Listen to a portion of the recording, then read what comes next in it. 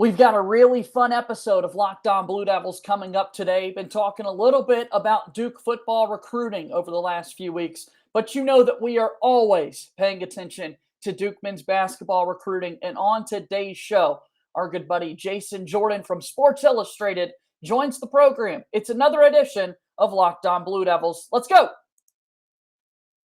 Dick Vitale, hey, make sure you listen, man, to Locked On Blue Devils with JJ Jackson. He's awesome, baby. You are Locked On Blue Devils, your daily podcast on the Duke Blue Devils, part of the Locked On Podcast Network, your team every day.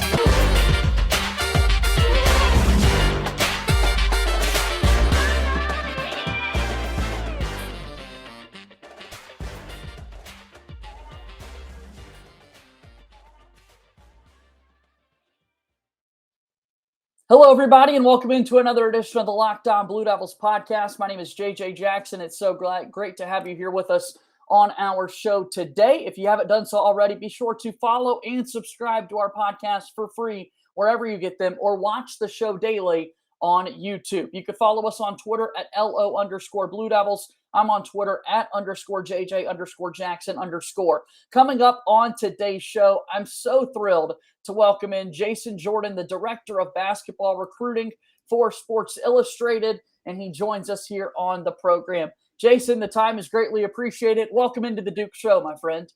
Oh, man, thanks for having me. Looking forward to it. We're excited to talk basketball recruiting. We love it in Durham. We love following kind of the recruits that are going to star for Coach K over the past 42 seasons. But that's what's different. Now it's Jon Scheyer leading the recruiting charge. Tell me a little bit about the transition that we've seen.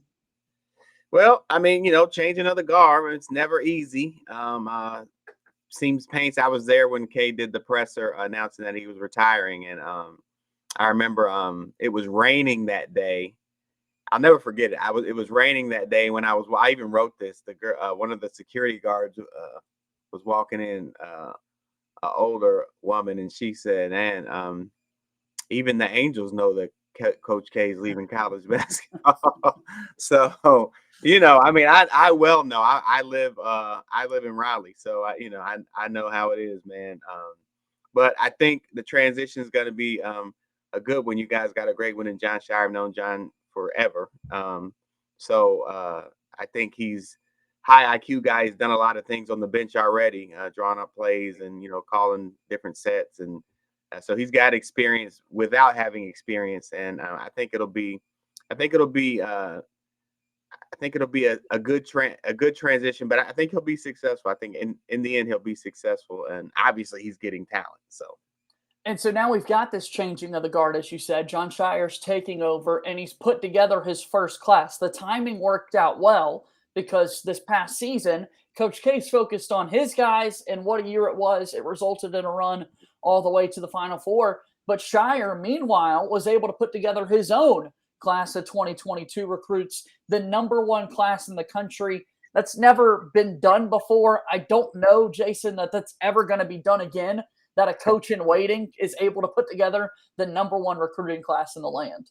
Yeah, that's remarkable. That's remarkable. But it's a testament to Jon. And Jon, while Coach K was there, Jon was making his mark as an amazing recruiter, right? So it's not because it's Duke. It's, I mean, yeah, it is because it's Duke, obviously. We'll give that the foundational, yeah.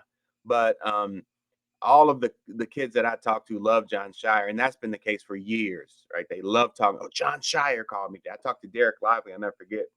And he was like, because everybody, when we did stories like everybody else on, what does this mean? K's not there. He's like, oh, well, Coach K, Dereck Lively, Coach K's a legend, but I love Jon Scheyer. And that was the tone of everybody. People were like, I wonder if this kid's going to run Dariq Whitehead. I remember people were like, I wonder if Dariq Whitehead is going to stay. I wonder if not.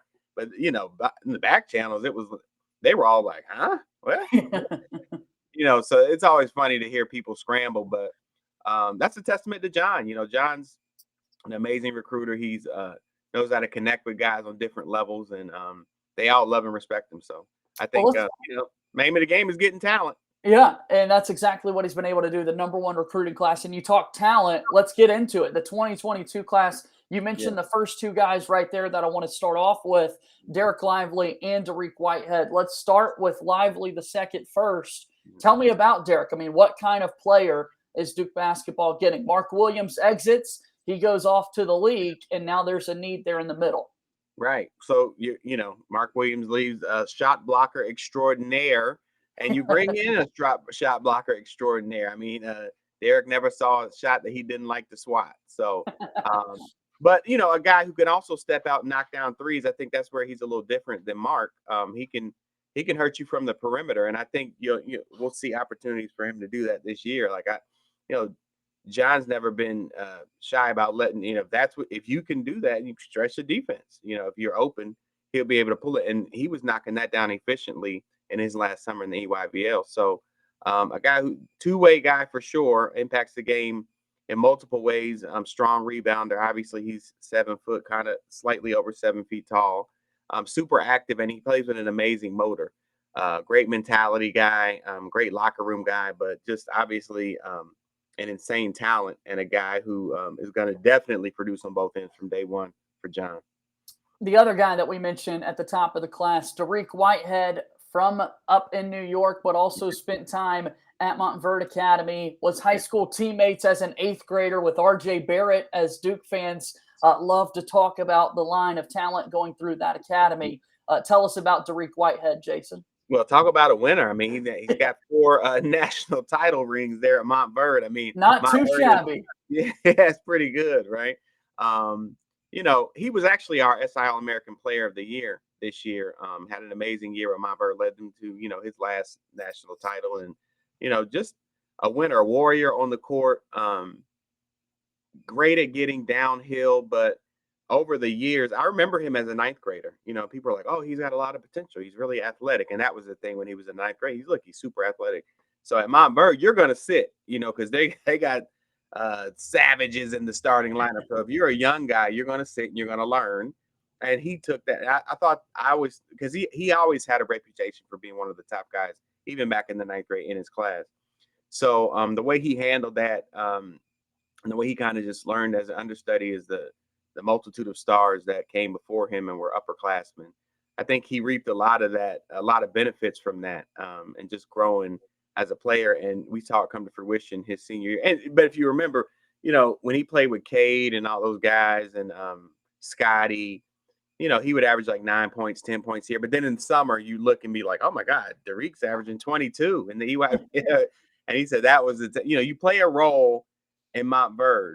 You don't come to Montverde and average 25 a game. It's not going to happen because you're playing with 6 5-star guys. So it's for the, it's like Duke. I mean, you're coming in this year and you're playing with this #1 recruiting class. So you're not going to average 25 a game, but everybody buys into their roles and everybody plays their roles to a T. And so that's going to bode well for him there at Duke. But I expect him to be, a got 3-level scorer, obviously super athletic, gonna be a potential lockdown defender on the perimeter, and he plays with a winner's mentality, because that's what he's done over the course of his career in AAU and in high school. Taking a look at Duke's recruiting class here in 2022 alongside Jason Jordan, the director of college basketball recruiting for Sports Illustrated, Dereck Lively and Dariq Whitehead, our first 2 Duke players in the books. Let's take a quick timeout. We continue with more next here on Locked On Blue Devils. Our show today of Locked On Blue Devils is brought to you by our friends over at BetOnline. BetOnline.net is the fastest and easiest way to check in on all your betting needs. Find all your favorite sports and events at the #1 online source for odds, lines, and games. Find reviews and news of every league, including Major League Baseball, NFL, NBA, NHL, combat sports, esports, and even golf. BetOnline continues to be the top online resource for all your sports wagering information. From live in-game betting, scores, and podcasts, they have you covered. Head to BetOnline today or use your mobile device to learn more about the action happening today. BetOnline, where the game starts. As we move forward here on today's edition of Locked On Blue Devils, my name is JJ Jackson, alongside Jason Jordan, the director of recruiting for Sports Illustrated. Talking about the Duke recruiting class, I want to move on to the next guy, Kyle Filipowski, Jason. It was really fun for Duke fans this past season. there were parts of the season where Lively, Whitehead, and Filipowski were all kind of passing one another as the top recruit in all of the country. We know that Whitehead got your Player of the Year there at Sports Illustrated, but I tell you what, people are really excited that Kyle Filipowski is going to be playing in Durham. As well, they should be. 6'11" guy, super versatile, and he's a guy I think that Jon will be able to run the offense through. He's such a great facilitator, great vision, great guy, plays off his instincts really well, and that's the thing that Kay has done in the past. Let great players play off their instincts, and I know that's something that Jon will probably borrow from his predecessor. So, I said, last year that, Duke had potentially the best high-low game in college basketball with Mark and Paula. But I mean, they could be in for that again this year with Dereck and Kyle, because both of them hurt you in so many different ways. And I think they complement each other well, because Kyle probably is a little more versatile and great facilitator there in the middle. So it's going to be tough you're going to have to throw a lot of defensive looks at Duke because of Kyle and because of his versatility. So, obviously a strong rebounder. He's also a rim protector. So, having those trees in there and, it's going to be tough, man. He's probably the most versatile big in that class, and a guy who was also on one of our All-American teams. You stole my next question. People want to know, how are Lively and Filipowski going to be able to complement one another? I feel like they're going to be able to get it done. I didn't even think in the regards to Mark's on the inside, Paulo's kind of out spreading the floor, and you've got Lively and Kyle there. So you see no reason for concern. Like, one, this Duke coaching staff is pretty smart. Two, these guys are used to playing with top competition throughout their playing days, that they'll be able to figure this out. Well, Dereck Lively played with Jalen Duren. People forget that he played with him with team, and they won everything. They were they won Peach Jam. They won EY. I think they lost like 2 games all summer. And Derek's that they have the right mentality in that it's not like when they sell the brotherhood thing, those kids really buy into that and they become like brothers. Like whenever they commit, I mean, they're on group chats like immediately, even before they commit. If they're really interested and they really feel like they have a chance, there are kids now that are on group chats, I'm sure. So it's like devoid of ego. So I don't think give me the ball is going to be an issue there, especially with those two. That's not really their personality at all. Let's move on to the next guy. Again, it's the #1 recruiting class in the country. You got a lot of players to profile coming into Duke this year. A 6-man class. The next one I want to talk about is a guy that's flying under the radar when you look at the top 3 that we've mentioned so far in Mark Mitchell. I'm a little biased because I'm left-handed, so I just love all lefties out there on the game. But, boy, from Sunrise Christian, it seems like Mark Mitchell is going to be able to play for Duke. Man, a lot of credit went to Grady Dick at Sunrise Christian, and rightfully so. He had a great year, but I said all year that the best player on Sunrise's team was Mark Mitchell, and to me it wasn't even close. If you know basketball, like, he just checks off so many boxes. And as a southpaw, to your point, he's tougher to defend down there in the low post as a southpaw. I believe that, and so, but he's a guy who's going to hurt you on the perimeter. He can guard multiple positions. He's a great rebounder. And he's a guy, I always say this, Mark's a guy, when he's on the court, you feel safe. Like, he's going to do the right thing. I like he's that. Make the right play. He's a safe guy. Like, he's like, Mark's going to deliver. You give him the ball, he's going to deliver. You're going to have to foul him. So he's a guy I'm very high on. To your point, I agree. Very much underrated in this class. If he was the one coming, he'd be like, on posters and billboards, he'd have the NIL $1 billion, but he's there with, superstars, and he's a superstar in his own right. And I think he's a guy that Duke fans are going to certainly love and appreciate more and more. I know they appreciate him now, but it's so low. It's a great problem, right? Yeah, very good problem. loaded with talent, but they're gonna be like, oh man, Mark Mitchell, man, yeah, that's the guy. I've always said that about Mark, for sure. A year after Duke has 5 players drafted into the NBA, as we saw this past June, it feels good to have all these new pieces entering the mix. With Jeremy Roach coming back, the experience there. I tell you what, we're always craving for content, and Duke basketball this summer has done a great job of releasing some uncut scrimmage footage. And Mark Mitchell is blowing fans away with his ability to kind of do it all. Yeah, I'm telling you, man, he's gonna be the one. He's gonna be the one.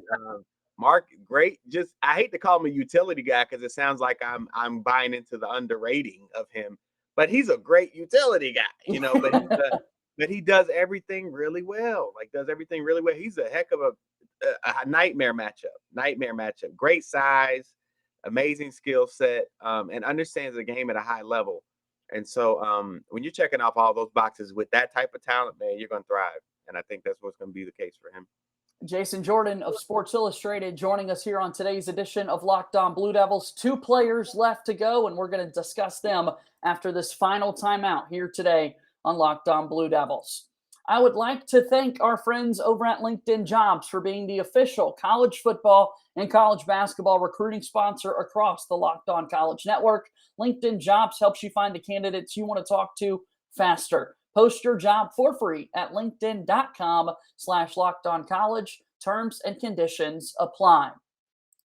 Want to let you know about Locked On ACC as well. Get more on the ACC by making Locked On ACC your second listen every day. Host Candace Cooper and the local experts like myself of Locked On take you across the conference in 30 minutes. Make Locked On ACC your second listen today.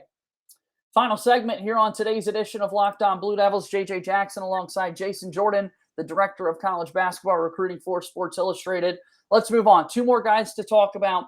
The 5th member of the class originally, before a reclassification that we'll get into in just a moment, is Jaden Shoot. And you talk about guys flying under the radar. This is also one of my favorite recruits. And Jason, it's one of those things where you go to any other school in America, you get a top 50 recruit, you're going to be raving that a guy like Jaden Shoot is joining your program.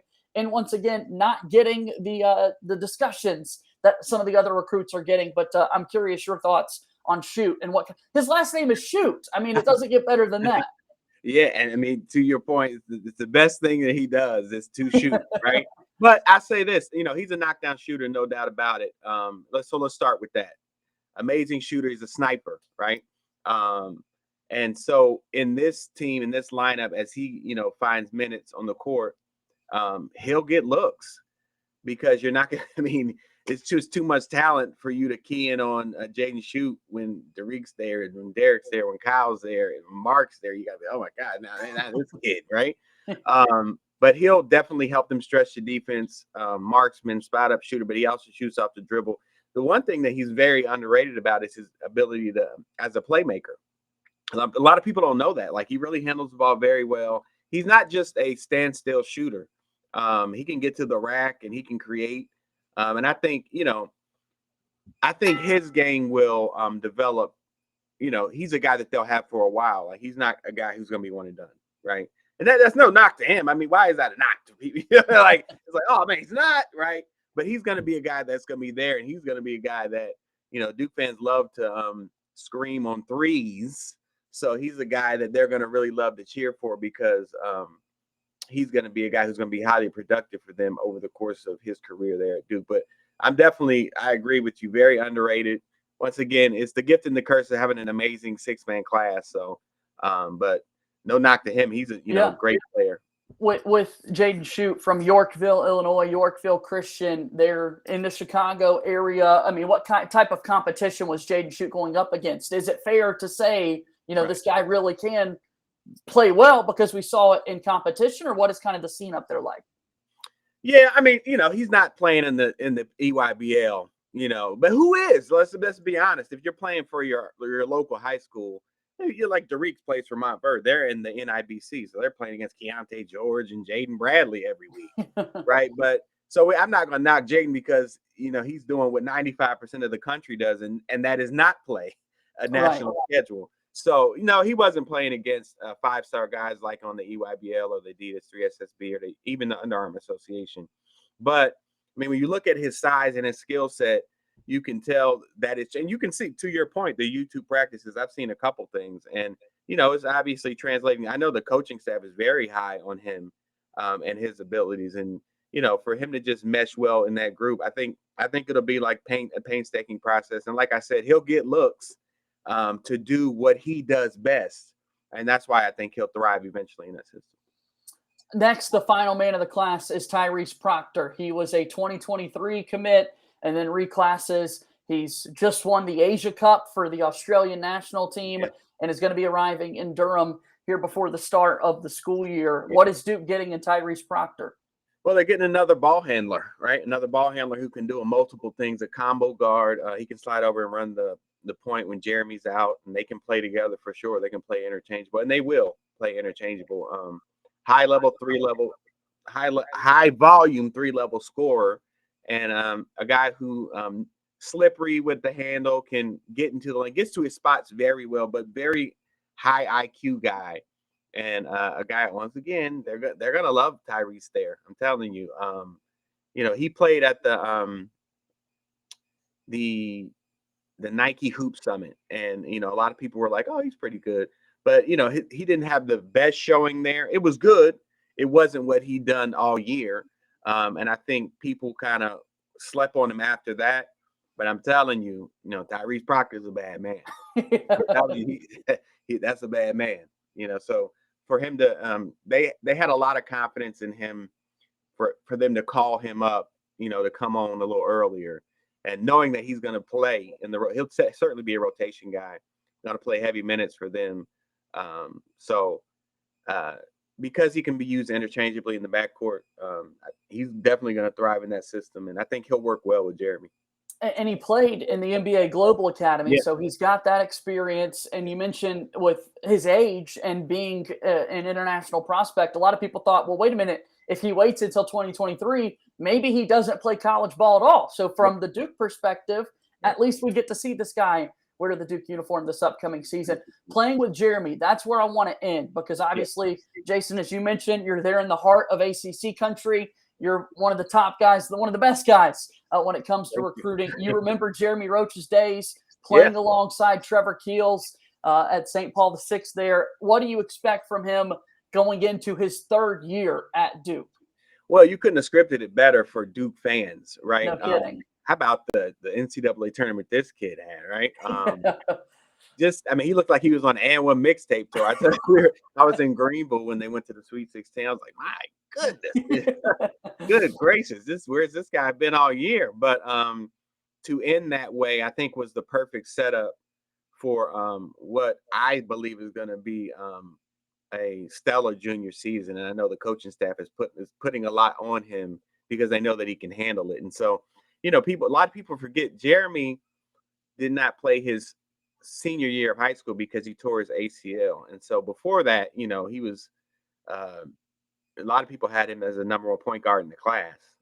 Just a guy who's doing what he's doing now. He'd always done that, right? But again, sometimes it's a process, especially at a place like Duke where it's crowded and there's a log jam, and there are 5 guys that are as good or not better, if not better than you.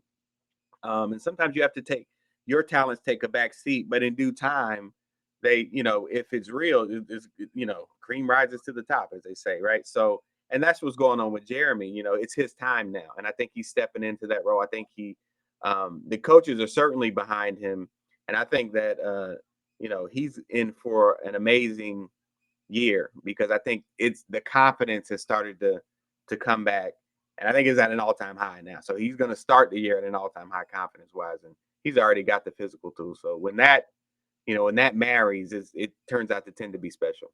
Well, it's certainly time for Jeremy Roach to take over the Duke basketball program. It's also time for our listeners and viewers to follow you on Twitter at Jason Jordan SI for remarkable coverage. Thank you again for joining me on the show today, Jason. This was a whole lot of fun. Indeed, man. Thanks for having me. Look forward to doing it again. That's Jason Jordan. He is the director of college basketball recruiting for Sports Illustrated, joining us on today's edition of Locked on Blue Devils. That's going to do it for today's show. As always, go Duke. I'll talk to you tomorrow. My name is JJ Jackson. Thank you and good day.